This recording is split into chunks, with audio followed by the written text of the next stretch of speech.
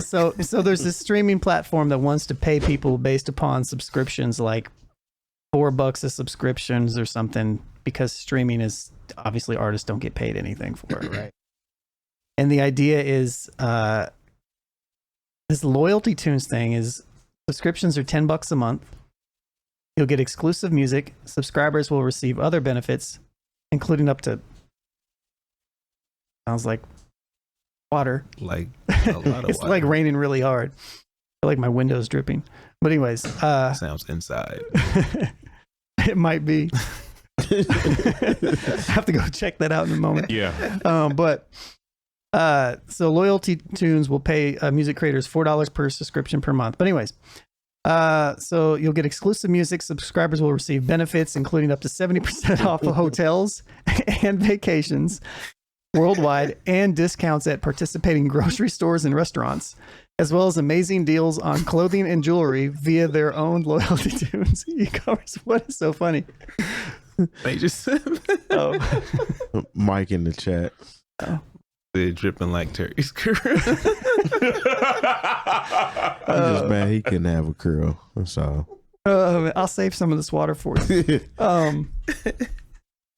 But yeah, I think the thing about this, really quick before we jump to the last topic, I thought it was interesting because when I was thinking about it, I was like, there's no like subscription streaming service is going to make sense. It's really going to work outside of really what's happening. But this is interesting because they're coupling in like discounts at grocery stores and restaurants and 70% off hotels. You know, maybe people do that instead Sounds of like a cool Spotify. idea. Cool. Yeah, cool yeah, idea. until they Okay. realize it. I mean, all I got to do is look on one of them websites that group everything together and find me a discount. Really. It's like True. it's like Spotify and Groupon in one. Yeah. And I'm not, and like when I say that, I know we're laughing, but I'm not trying to down it, because you know everybody has these ideas, and it might work. It sounds like it's the reason why only reason why I'm even bringing it up is because it seems like they might be onto something.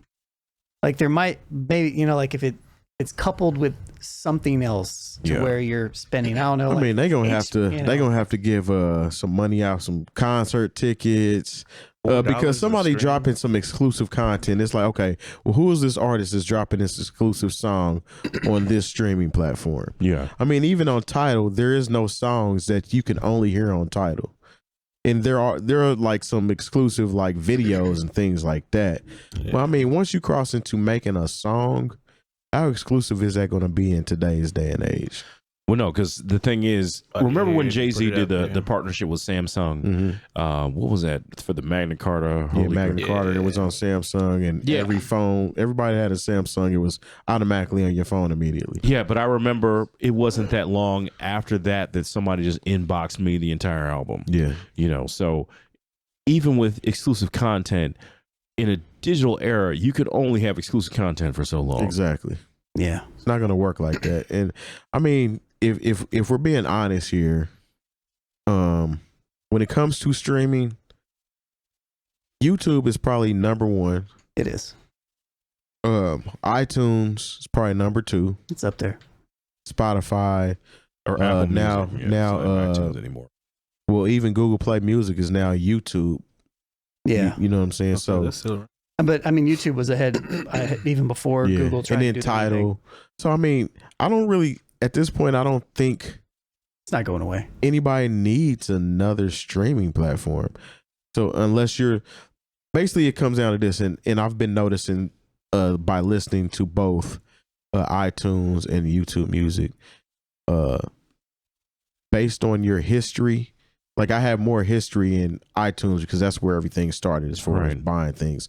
So the algorithm in iTunes is actually a little better than my YouTube playlist, As you use it just more because it's been, well, actually I use the Google one Mm. Oh, more okay. often, or YouTube, Right. but this one has been tracking my music since it came out, versus this other one. It's like if you forgot to add something, it's not popping up in your queue. I see. There's music that comes up on iTunes that I may have forgot that I even had, but it's going off that history and building around it. Mm. So when you get a new music platform, you're pretty much playing catch up with all these other ones as far as making your streaming algorithm or your listening time a little better. I guess it also probably depends on like how you listen to. Like, Yeah. I don't ever go to like Spotify and do anything where like it suggests songs for me or anything like that. I intently go and listen to specific things and then so maybe it's a little bit different depending on what you listen for. Well, sometimes you can just pick a song and it'll just start playing. Yeah, that's like Pandora. Yeah, Pandora's like that. Pandora was good, very good at least when it first came out. But now I haven't even listened to Pandora in a few years. I haven't either. Like the only reason I listened to Pandora at one point was the Questlove Love joint. Supreme. Yeah.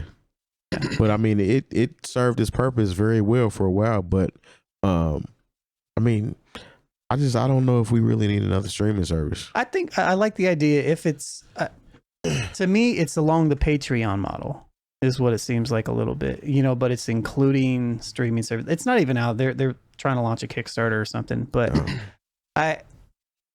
I think there's a place for it, but I can't see it overcoming Apple, Amazon, and Google. I was gonna say, it's too much of a so what do you think, too Mike? much of a mountain to climb to get over. Like, have like 5 or 6 like heavy like sources right now to get people to change everything that they do to go over to this new service. I think you're banking on a lot. People to don't happen. like change. Well, you can't sell people on what's good for the artist as opposed to what's good for the consumer. Exactly. Like I have Tidal. I enjoy I like Tidal way more than I like Spotify. But Spotify was here first. Mm-hmm. Yeah. And for a lot of people, Spotify will not let you listen to an album straight through. Well, if you pay for it, Yeah. Otherwise, Well, if you it'll listen to shuffle if you listen to it on a computer, you can. If you listen to it on your phone, you can, but on a computer, you can. and I listen to on my. So I like the way that Tidal lets me, create and curate my own playlist. I don't get to share them with people like you do on.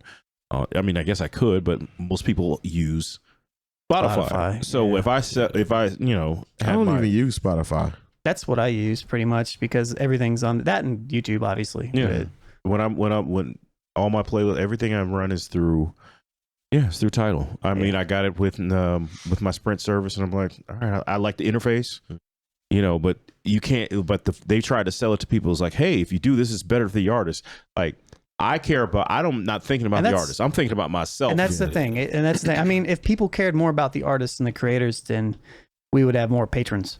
Yeah. You know what I mean? Rather than people that just stream in and just watch, which, hey, we love you guys. But it's just what it is. It's a consumer based, world. Yeah. And so if all of our content was behind a paywall, we wouldn't have streaming, because people want it easy too. Because Dave Chappelle, doesn't he do that? Just you can't get the podcast unless you go through the paywall. The midnight something or Midnight Miracle or something. Yeah. I don't know. I don't pay for it, so I don't know what it's called. Yeah, We're talking about Dave Chappelle though. So True, Dave Chappelle is in a position He ain't us. where he can be like, well, I'm just going to release this only to people that pay for it, and that's it. All right. I mean, you're in a position to do that, sir. Yeah. So Yeah, there's always anomalies, just like a lot of stuff we talk about. Drake is always an anomaly. Yeah. But if you've enjoyed this segment of the New Old Heads podcast, make sure you join our live show every Tuesday from 9 to 11 p.m. Eastern on twitch.tv/NewOldHeads. You can also catch playback of all of our shows on any podcast app and youtube.com/NewOldHeads Network. And go to newoldheads.com/community to join our Discord.